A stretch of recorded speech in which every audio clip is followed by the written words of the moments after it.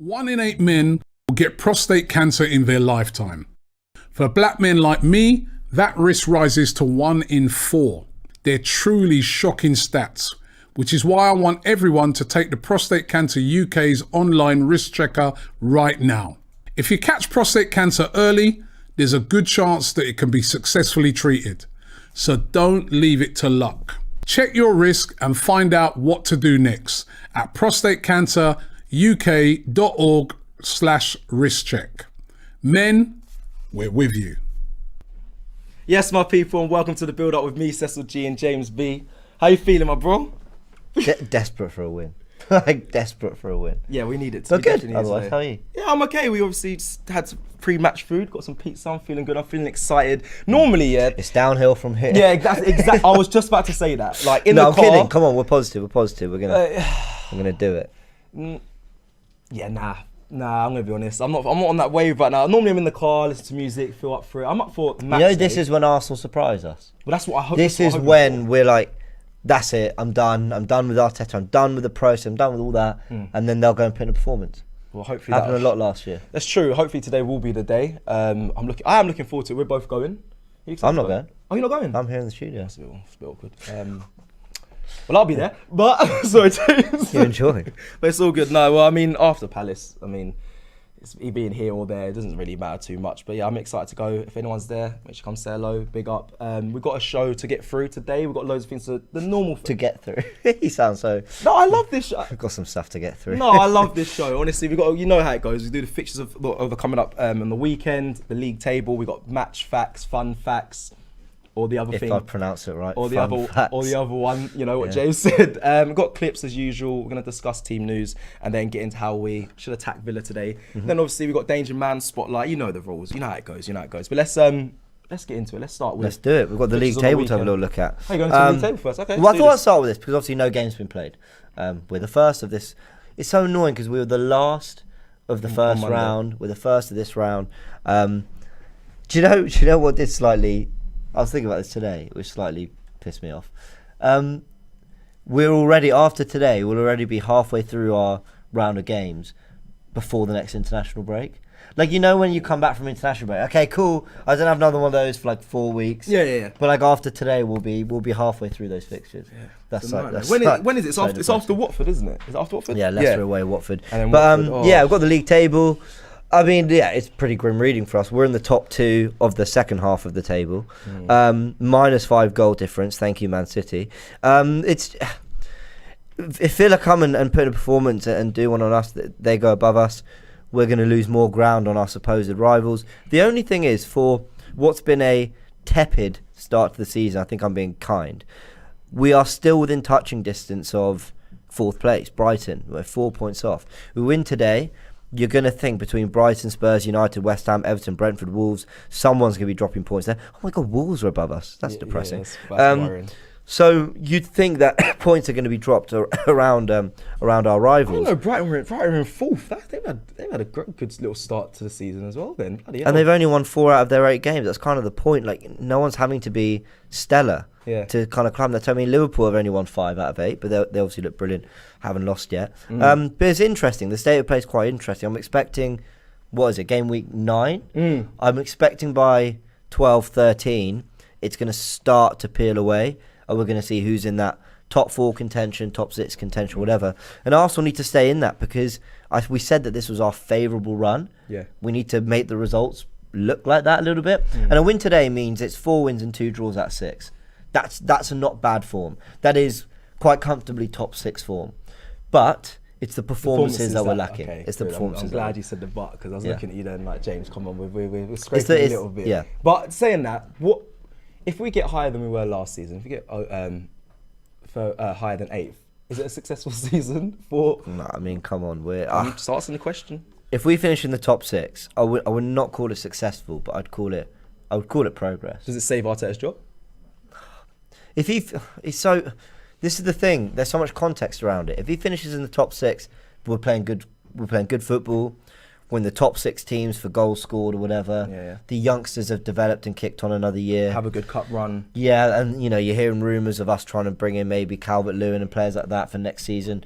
Then you can say that there's progress and you can see where this Arsenal team is going. But the problem is performances like Palace, and I state it's not even just the result. As I said, if we win today and it's 4 wins and 2 draws out of 6, that's kind of par. That's kind of what you'd expect. Yeah. But the big but is that we're not playing well, and we've picked up 2 points. We're on 11 points now. We should really be on 9. We shouldn't have got anything at Brighton, and we were lucky on Monday night. Yeah. But we did, so we've got to ride our luck a little bit, keep this unbeaten run going, and pick up 3 points today. Okay, definitely. Best in the world 13 times says we ain't getting it under this manager. I think it means we're not getting above top 6, 8, above 8, top maybe. 6, yeah, above 8 for top 6. Moog says 1 place improvement every season, 7 years we win in the league. There you go. Let's at least it's progress. Yeah, I'm not waiting 7 years, boy. I forget that. No, if someone promised me a league title in 7 years, I'll take it. But I'm not convinced we're winning one in 30 years, so I'll take it. If someone said you're going to go at one place every year, but you will get there, so I'll take that any day. Yeah. Okay. So listen, I'll go on holiday. I'll take a couple years out. I'll see the world. I'll come back. I'll come back when we're in the top 4, and then I'll enjoy the good times. Yeah. Be loud. That's class. Yeah, I'm taking that. 7 years. I don't know if I would take it. If I'm honest, if someone said, "Listen, do you think we're winning a title in the next 7 years?" I think a lot can change. A lot. Do you think we're winning a title? I think a new owner could come in within that 7 years. We definitely have a new manager by that time. It's possible, James. It's possible. It's possible. Let us know in the comments whether you would take a guaranteed title in 7 years' time. I'm taking it. I'm running away with it. Anyway, I'll enjoy the Europa League while we can. Maybe a bit of conference. Oh my God, we'd get Conference League next year. There you go. That's something. Oh, jeez. Anyway, Right, should we look at the fixtures for the yes. weekend? Yeah, let's bring them up. So obviously we kick off tonight. Thank you very much, Premier League, for the Friday night game. Villa at home at the Emirates. Chelsea with the midday kick-off tomorrow against Norwich. You'd expect, Chelsea are about to hit an easy run, and I think that's going to only help their title charge. Palace, Newcastle, another chance for Vieira to maybe finally pick up that other win alongside the Spurs game. Everton, Watford, and you'd think an easy 3 points for Everton. I thought Watford looked abysmal in their first game for Ranieri, but it's only his first game. Leeds Wolves, that'd be an interesting one. Leeds haven't started very well at all this season. They've not, but you'd almost still favour Leeds to do the business against Wolves. Southampton, Burnley. It's interesting. I think Wolves would argue that, but that's interesting off the back of their well, if you're going off form, but I just have this feeling that they're kind of a bit of a... They've not got going yet, Leeds, and I think they will start to score goals and surprise us again. Southampton, Burnley. Oh. Yeah, Southampton, Burnley. I won't be watching that. I was going to say, thank you for saying that. I was going to say Brighton City at 5:30 will be good.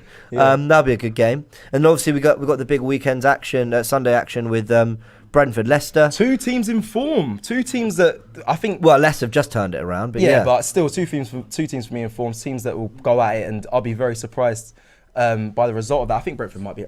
If they nick that, they probably will. They're at home as well. They started the season very well. I see a draw there, but maybe Leicester have finally got going. West Ham, Spurs.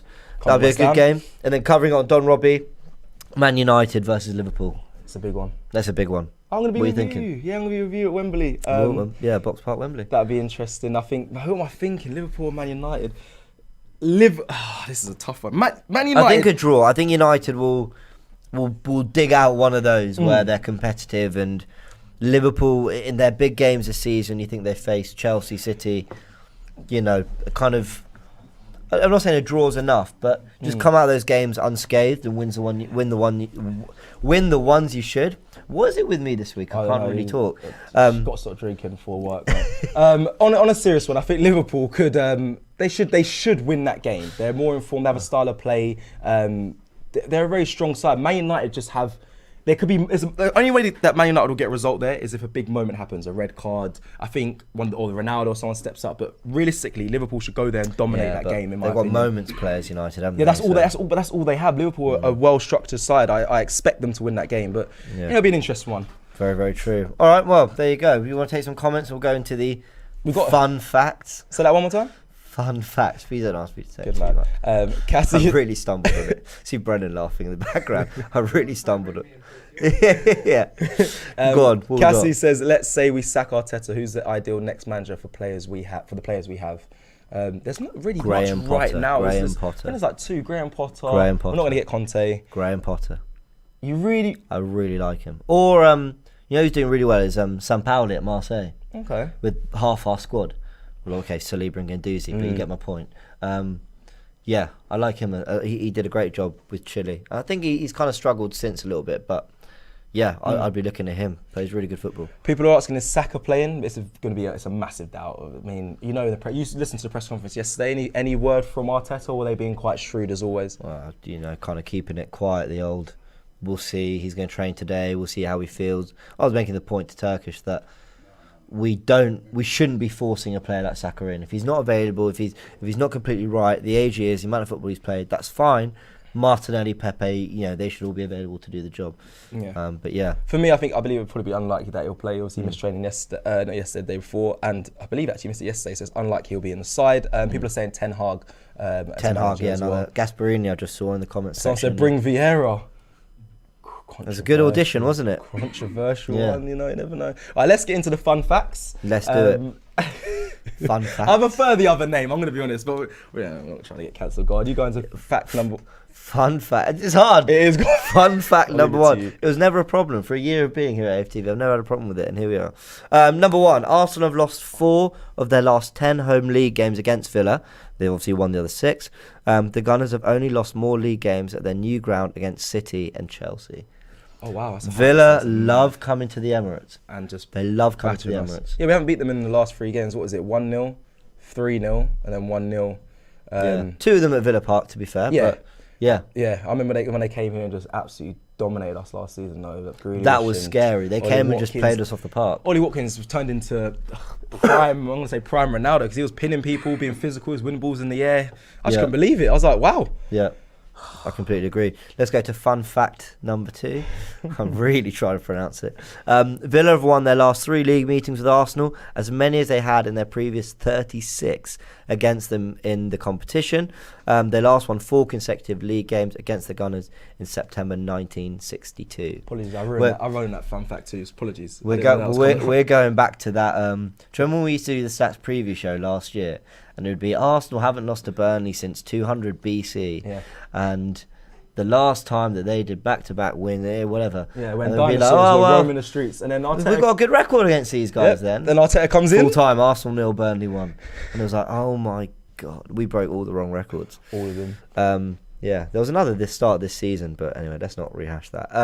Fun fact number 3. Each of the last 9 league meetings between Arsenal and Villa at the Emirates has seen at least 3 goals scored. The only fixture to see a longer such run in the competition is Man City at home to Newcastle, which was 11 times between 2007 and 2020. There's goals. This puts a question mark on our predictions. You said 1-1. Yes. I said 2-1 Villa. Interesting. So, and then the Villa fan predicted 3-1. So that sounds more how it will go. That's more obviously towards the stats side. That's interesting. There's going to be goals. There's going to be goals today. Potentially, obviously, from the stat, what we're seeing. Potentially. I expect to still stick with 1-1. I'm sticking with 1-1. Hate to say it, it wouldn't surprise me if Arsenal turn up, but yeah, we'll see. Fun fact number 4, and we'll go to some super chats. I see them coming in. That Aubameyang has scored in each of the last 3 Premier League games at the Emirates. In total, he's netted 42 Premier League goals, with only Robin van Persie netting more at the Emirates in this competition. So there you go, 42 at the Emirates for Aubameyang, 46 for Van Persie. He's finding his form again at the Emirates for sure. In front of goal. In front of goal, currently, I think it's a bit early to say he's finding form. I mean, Norwich, right place, right time. Spurs, really lovely. Yeah, that looked like old Aubameyang. Yeah, but I really love the Palace one because it was kind of fox in the box, like Aubameyang knowing where it's going to be, composed finish. Like, I know it was to a degree a tap in. But I think it was kind of a level above that. I think he showed some skill and composure. It was a difficult goal to take. A lot of people did argue saying it was an easy goal, but there's no way that angle and how reactionary it was with his first touch. It was a good goal. He did well. So we need him firing today. We need him to continue. I Want Candy says, hey chaps, would you rather Ben White or Tyrone Mings? Ben White for me, and I'm basing that off potential. But Tyrone Mings gets, I've seen him get a lot of criticism, kind of at times. I think he's a good player. Maybe mistake prone, but I'll be honest, I don't watch loads of Tyrone Mings, but I think he's a good player there. Yeah, nor do I, and I think it's a bit to write off Ben White this early on as well. I think it's a bit harsh. It's a good question because obviously that's what Southgate's having to deal with, isn't he? True. That's the question Southgate's posing. But right now, for me to write off, like I said, Ben White, I think Ben White again, he's got ability. He plays the ball at the back. I actually there think is some question marks, but I actually thought he played well against Palace. I really did. It was really poor defending for the goal, but generally I thought he had a good game. Yeah. But it was disappointing. Yeah. Okay, well, I went down to the stadium this week and spoke to some of the fans. One of the main questions I asked was, do we miss Xhaka? Now, before we play the clip, we do it all, don't we? Yep. I'm going to ask you, do we miss Xhaka in that midfield? Do we miss Xhaka? The thing I can say is, if you're talking about for what, you're right. In terms of what Arteta's trying to do, maybe. In terms of leaving holes in midfield, I think that is true. I do think we look more disciplined with him in midfield. But in terms of going forward, attacking, do we miss Xhaka? Not for me. And I think scoring goals are our biggest problem. But yeah, let's hear what they've had to say. Yeah, let's see what they have to say.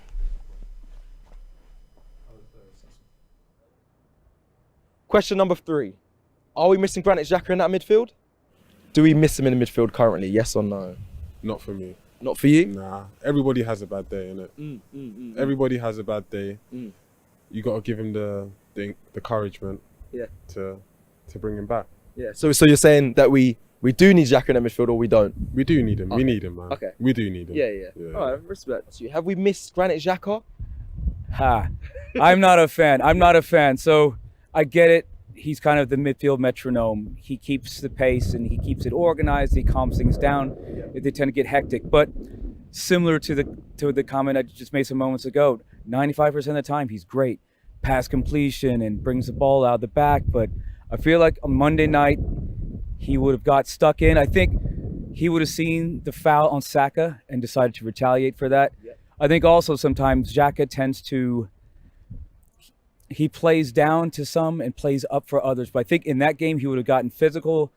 And it's I was explaining to a friend of mine that night that with Granit Xhaka, it's the frog and the scorpion fable. It is, yes, it's going to get better. He'll have 3 or 4 good games, but then like the scorpion, the fable, he's going to sting you. And he's Granit Xhaka. He can't help himself. 100%. I'll definitely put in Xhaka. I mean, if he's really up for it, and I think with Partey, I think classical two. Two, it's the Prem. Right now, we need those 2 strong defenders. You see what I'm saying? Yeah. Like central midfielders that are defensive. But let Xhaka push up as well. Cool. Let him push those long balls, you know? Yeah. Like get the ball forward. And the thing is, Partey, he's the cover man, but he can do the same. Right. Get that ball to Smith Rowe. Right now, I would probably start Smith Rowe only because he knows the league better a little bit more. Yes, we are 100%. Okay. Seeing the way Sam played against Palace, losing the ball to make Palace go score, so I would definitely like Granit Xhaka to play with Partey. Perfect. It does split the fan base. A lot of people do want to see him in, some people don't. It really does, Xhaka. It's annoying that I have to ask that question, do we miss him? Because I feel like we should have a squad and a side strong enough to, when players get injured or they're out of the game, we should be able to slot someone in and be comfortable. But it doesn't seem like that. It's starting to. That's why that conversation question has to be asked. Well, also because you're probably saying we played our best performance of the season with Spurs from a attacking and defensive mainly perspective. Yeah, and he was a big part of that. Look, people think I've got this agenda against Xhaka. I don't. Like, I completely acknowledge what he brings. Yeah, but I think we should be well enough equipped to be okay without him, but and to look get past and move. But that's I think that's part of the limitations of Arteta's system. I agree. That Tottenham game, he played very well. Remember when Xhaka got injured in the Villarreal game, before the Villarreal semi-final, and after obviously we drew 0-0, and Arteta, well, the Xhaka injury, really cost. Like, oh my god, like okay. Come on, man, you're putting all your chips in that basket with Xhaka. Same with you said about this season, Tottenham. People say last season the best performances were United and Chelsea, and he wasn't in the side then. So that's what I think it splits. Like I said, the fan base. both sides. It's difficult. Sometimes when he's in, it works. Sometimes when it's not, it doesn't. So we've got a super chat here. We've got a couple of super chats coming in. Diego says, low key, I want to get Gasperini to see Gasperini manage Arsenal. The football we'll play will be such a beauty, and hopefully we win today. Come on, you Gunners. Eric is in the comments again. Obviously, I call him Eric. Eric, you called Eric. Oh, God. It's spelled Eric, but do you know what? It's Eric, really not spelled Eric. It's spelled Eric. Listen, Thank you, Eric. Thank you, Eric. Arteta has to match Villa's formation, and no, we only miss Xhaka because Arteta has only one plan of play, which involves Xhaka. Yeah, it's also a good point. Yeah, it's very true. Very true. That's my point. He has built a system that has to include certain players, and then he loses one and he panics. Like you did on the warm-up the other day. Oh, I had an absolute... He had Martinelli on the right and on the left, just because Saka was in. You played him twice. Absolute meltdown on the warm-up. If you haven't seen it, go check it out. Speaking of Bukayo Saka, actually, I know we touched on this earlier in the show, but let's bring up this graphic that he is a doubt. Now, a lot of kind of rumours about whether he was playing or not. He did train on the Thursday. Some pictures obviously came out of that as well. But he remains a doubt. I mean, it was all about seeing how he felt. Arteta said that in the press conference.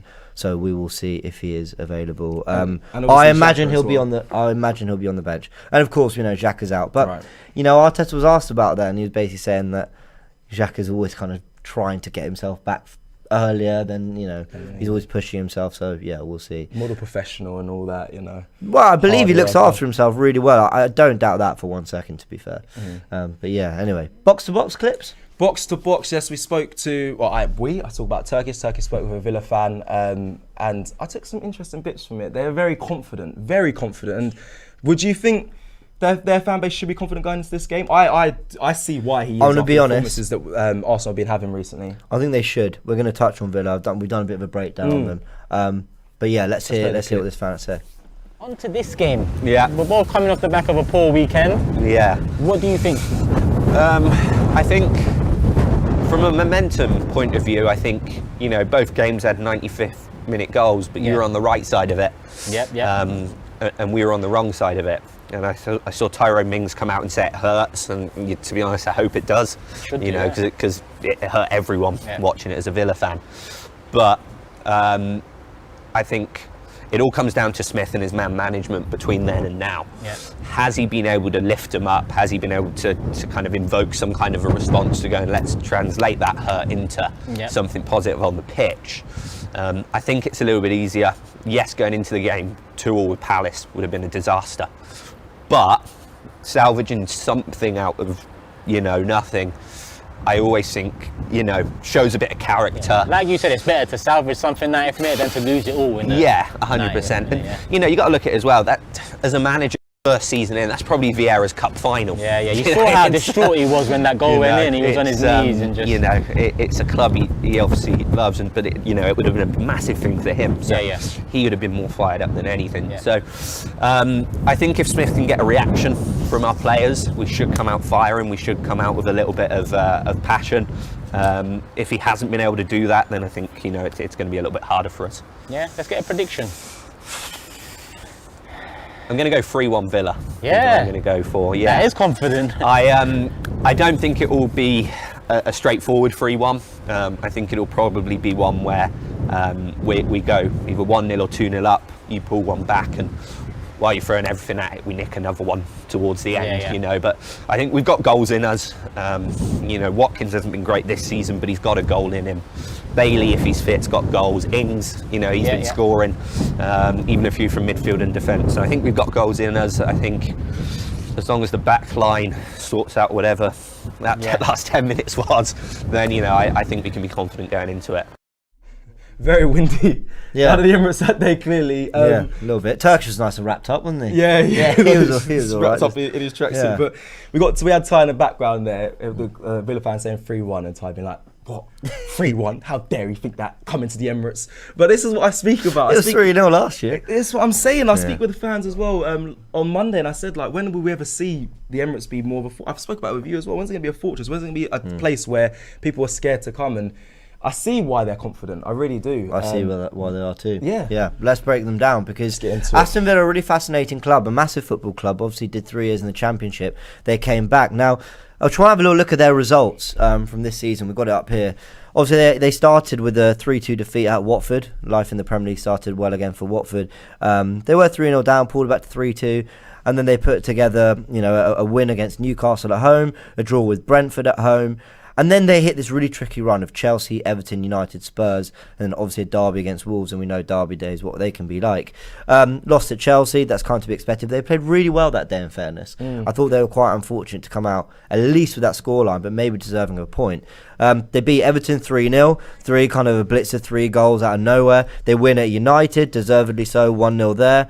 But then they go and lose at Spurs, Spurs that had been really crumbling, so I was surprised they didn't get something there. And then obviously 2-0 up against Wolves with 10 minutes to go, and they kind of throw it away. So this is a Villa side that can be brilliant but can equally be vulnerable. The thing I really want to touch on with Villa is what they've done since coming into the Premier League. So we've looked at their start, but if we look at, I've got this big graphic here, Villa's ambition is kind of what I've titled it, and some of their stats since their Premier League return. Trying to get a job, James? Is next Villa manager? Or? No, not quite. But I do think these are interesting numbers. They've made 24 signings since coming back to the Premier League, spending £325 million since coming back.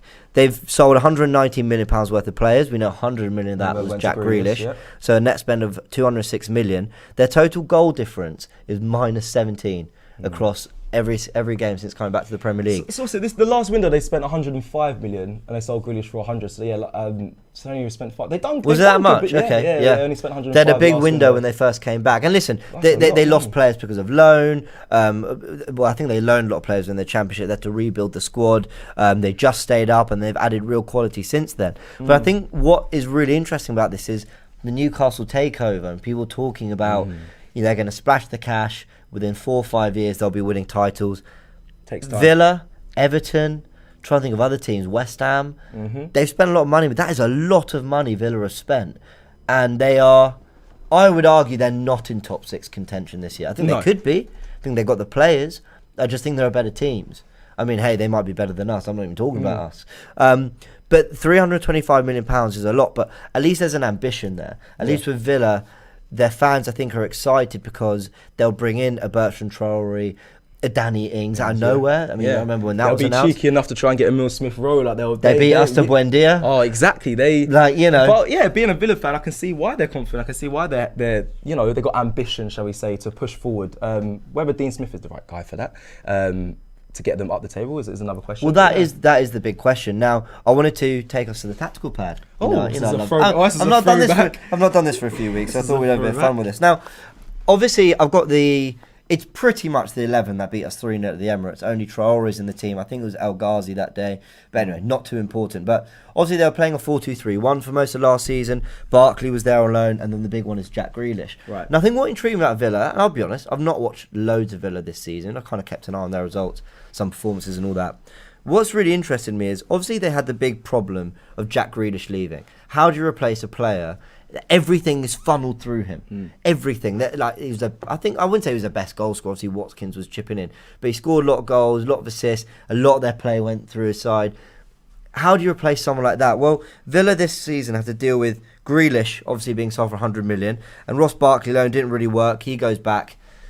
You got some spaces to fill in the squad. Now, the first thing they obviously did was bring in Emiliano Buendia. They did that very early in the window. Let's bring him in. Yeah. There you go. You might think like for Jack Grealish. And then they announced the signing of Danny Ings kind of out of nowhere. And you bring in Danny Ings. Now, if I'm to reshuffle that front three, Ings isn't going to play number 10. You're probably thinking Watkins on the left, where he played for Brentford. And Ings is going to lead the line, Buendia in the 10. You might see Bailey pop in there as well at some point, Leon Bailey. I forgot about Leon Bailey. That's true. But he's not actually started as much as I thought he would be. So He's anyway, so you well. think he's something along there? Yeah, or Leon Bailey on the left for Watkins or whatever it might be. Now, what's quite interesting is if I were to describe Villa last season and what kind of team we got from them, I'd say comparable to Arsenal. They could be brilliant and beat Everton 3-0. They can go to Old Trafford and get a win. But they can also be leaky at the back. They can also be just not on it for whatever reason. Whenever they lost Grealish, it felt like they're a significantly worse team. They're quite inconsistent. I am describing Villa, not Arsenal, but they're very comparable in those ways. Sounds like us, so yeah, I get what that. I kind of wondered about was how Watkins did so well up front for them last year, and I wouldn't think that Dean Smith would just want to upgrade and kind of leave him behind. What's interesting is they brought another player back in the summer that did intrigue me at the time, and that is Axel Tuanzebe. Now they'll know him well from when he obviously helped them get promoted. I think he went back for another loan their first year back in the Premier. I can't remember, but he was there playing alongside Mings when they first got promoted. Obviously, we've now got 12 players on the pitch. But what's quite interesting, Bertrand Traore hasn't featured as much, and what they have been playing is actually more of a back three with a front two. You bring your wing backs forward in Cash and Target. You split your centre backs. And that is the system that we've been seeing from Villa far more often. Yeah. Obviously, that means you're keeping Watkins up front. You're getting Ings with a partner, who he obviously had one for Southampton a lot of the time. You've got Buendia in the 10. Louise and McGinn run the midfield as they do. And you've got a back three. And obviously, we know Mings and Konsa, good players on their day. Also, Konsa's quite raw. Mings can be error-prone. So you've got something a bit more stable there. What I think scares me from an Arsenal perspective about this. Go on, James, because I've got a way that I see how Villa play. I've been watching them, but go on, you tell me. Go on. And I'd love to take credit for this, but it was Graham who spotted it. Okay. We have struggled all season against a back three. Brentford, Chelsea, Brighton, and then obviously City destroyed us, but City are brilliant. But those three were three of our worst performances of the season, and they all had a back three, and we didn't know how to deal with it. We were outrun in midfield. We couldn't break down their back five when they retreated. We were overrun by the wing backs. We've had two up front. I mean, if there's one thing that what Villa might learn from what Brentford did to us is Watkins, the aerial threat, playing off the left like Tony did, and Ings playing the more direct runner role that Mbemo did. Yep. That is an area where they might cause us problems. Now, yes, we've got White and Gabriel as a partnership together, but that is a system that I think could really cause Arsenal problems. I know they lost to Wolves in the end, but I do think something like that could really be a problem for us. They're unlucky against Wolves. Quickly, where do we lose this game, do you think, and where do we win this game? Okay, where do we lose it? Here for me. Okay. I don't think it's a stretch to say that they might have a better midfield than us. Buendia, Odegaard, I don't know if there's much in it. Buendia, I think, is a little bit more experienced, has been playing obviously in English football for a bit longer. I think he gets a few more. I think he definitely gets more goals than Odegaard. McGinn, I think, walks into our midfield. He's started this season. McGinn, he's quality player. Quality player. Even when he's been an international break for his country, he's been on fire, and even for his club, he's surprised me more than anyone. He's a standout in that midfield. I love John McGinn. He's a great player, and then obviously I think Partey over Douglas Luiz. But Douglas Luiz is a good player too. So I just thought it's interesting to look at how they decide to switch up their formation to get the best out of what they've got, but also acknowledge that there's no more Jack Grealish. And I think it's balanced, and yeah, I fear, because even if we do have a lot of the ball, I fear that might be quite tricky to break down, and they can have a lot of the counter-attack. No, if you lose the game in the midfield, it's really hard to win the game in total. Can you just highlight that Cash and Concert side for me quickly? Yeah, let's do it. So for me, that's where today I'll be heavily... And Concert, sorry. Not Target. Sorry. Concert, don't worry about Target. So that right side for me, Matty Cash has also been superb as well. He bombs up. He plays so much higher than what is on there. He's very much an attacking wing back. Concert for me is their weak link. I spoke about this in warm up. That is where I think Arsenal need to attack. But again, that is where most of the attack comes down, and that's where I think their frailties are. So for today, we've got to be. And that's the side we supposedly attack the most with Tierney. With Tierney and that, yeah. But that's if they attack down that side, because at Palace, that's what I was waiting for. Go on, Tierney, come back, recycle. So I hope we just don't go the same way we played against Palace and we see something different. They try and exploit Concert, but we have to be aware of Matty Cash, because he delivers so many dangerous balls in. And like I said as well in warm up, Ings is a goal scorer of many different types of goals. Yeah. So right, well that's it for the breakdown. Thank you, James. No worries. Appreciate that. It's nice. Keep the tactical pad in, please. All right, okay. I like it, man. This is your time. Let us know in the comments if you want more tactical pad. Yeah, man. Flex your tactical muscles, man. Come on, man. What's going on? If that's a thing. That is a thing. Let's just take some of these super chats before we get into my favourite part of the show. FM Shake says, need to go to a 4-3-3 today. Villa crowd the midfield, which is how they beat United, with Bruno being too far forward, leaving too many gaps. Playing with a 10 today and isolating Partey will kill us. Yeah, very good point. Just kind of brought that down. Yeah, well, when you ask what area I think we're going to lose the game in, it's midfield. Yeah, if we go overrun. Shirtaz says, Lee Judges asked a question in the Invincible show, why Arteta want to save his back five. why Arteta want to save his back five? I think he don't want to be proven wrong as he spend a major amount on defence and want to show he is right. Oh, right. So, yeah, I hear that. Is the proper grammar. He doesn't. Not either. Ty's in the back there. Ty's in the background. Ty's making a comment in the background. Right. Very true. Let's get into this.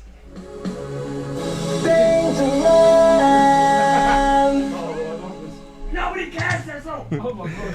Someone said Cecil out Josh in earlier. I know the production was laughing. Josh loves to shut down the song. But big up Danger Man. Today's Danger Man is Danny Ings. Villa actually have a variety of Danger Man. You obviously missed Leon Bailey, but he actually scored some good goals already this season. You're right, he didn't feature recently, but at the start of the season he was involved scoring goals. So I could have mentioned him and Ollie Watkins.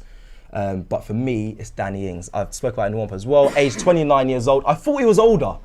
I'm going to be honest. I thought he was a little bit older than that, but he's 29. He's played 7 matches, scored 3 goals, 2 assists, and I spoke about this as well. 2019-20 season, he came second for top goal scorer with 22 goals under Aubameyang and Vardy. Got goals in him.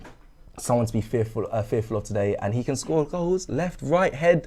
He's a pit bull as well. He will run you down. They will press high, and that's one of my fears as well. We are playing out from the back. It has improved, definitely, but I'm still worried we can get caught. Don Robbie Defs there says WTF is a Danny Ings. You might know about Danny Ings by the end of the night. But I'm not going to... That's my Danger Man for today. Ollie Watkins for me hasn't been on tremendous form as of yet, but someone to look out for. And then lastly, I've got Spotlight on. Let us know in the comments who you're going to be watching today. I really want to know, who's your Spotlight? Who are you going to be looking at in this Arsenal side throughout this whole game and expect a big performance from? Mine today, Ben White. Very simple pick from what I saw at Palace, the backing off.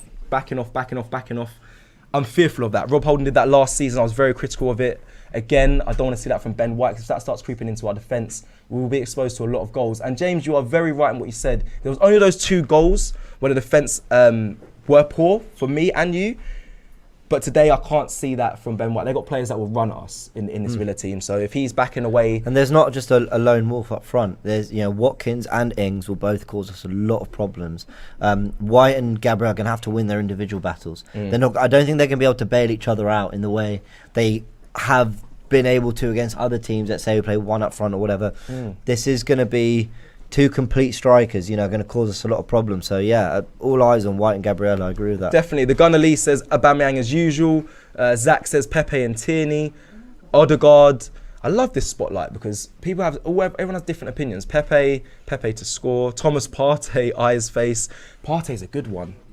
Yeah, I know Who's a lot your of spotlight. Who's your spotlight?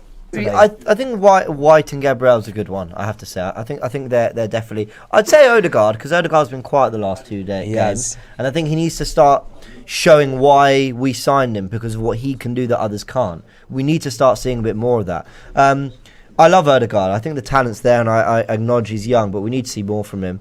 But no, White's a good one for sure. Okay, well, we're coming towards the end of the show. 2 minutes to go. The timing of this show is superb. Sorry, I know you guys probably don't care, but it's worked out perfectly well.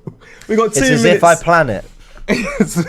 We've got 2 minutes to wrap up and speak on just top squad. Now, we speak about Spotlight on just before. It kind of works in with top squad as well, because we're talking about players that are probably going to be heavily involved. You said Gabriel and Ben White, so they're going to be heavily involved today. Ben White definitely is going to be a lot of attack, and Martin Odegaard, I think, as well in that midfield. So someone says Cecil STFU, White is good. I'm not saying White is bad. We like Ben White, by the way. Yeah, I'm not saying it's bad. It's just a player that I'm going to be looking at when I go to the stadium and keeping a close eye on. Right, let's go into top squad. Let's do some selections. You can do your selection. I'm going to do some now. Or are you going to wait till the lineup's out? I'm going to wait till the lineup's out with this one. Do a little risk. Just pick some people you might think will be in the start. Okay. Come on. I'll pick one. And that is... I'll pick one. I'm going to go for Thomas Partey. I'm getting him immediately. I think everything kind of filters through him, so I'm expecting Partey to be on the ball as always. Remember, guys, you have your in-game money, 100 mil. Each player starts at 20 mil at the start of the game, with their values changing depending on their performances. So you're going to want to have a good thing. Who's going to be heavily involved, who's not. If you got it wrong, that's fine. Cash in and then go and reinvest again. That is the beauty of it. And yeah, go up levels, you get more in-game money and you keep spending, and yeah. Let me put a challenge out there. James is here today, which means he will be playing. When James plays this game, he tends to beat everyone in the room, and he comes top one. You really overhype me with this. No, I'm not that good. You are that good. So anyone playing, getting involved. If you beat James, make sure you DM me. I'd love to see. Good luck. Make sure you win. I think I finished behind Charlene last time, so I'm not sure I'm that good. But anyway. Sharef says, just before we wrap up, Sharef says, I just hope we start playing attacking football at home for a change. Don't want to hear any wise cracks from Martinez after the game. Do you know what? Martinelli. I'd love to. Thank you, Sharef. I'd love to just not hear a word from Emi Martinez. It's not going to happen. You know this guy. Let's see. Yeah. All right, guys, thank you so much for tuning into the build-up. Make sure you hit a like before you go. Up next will be the starting 11. There's a party in here right now. There's hella people getting ready to jump on the stream. So make sure you head over to that. And we'll see you next time. Thank you, James, as always. No worries. Thank you. Enjoy the game. Come on, you Gunners. Come on, Arsenal.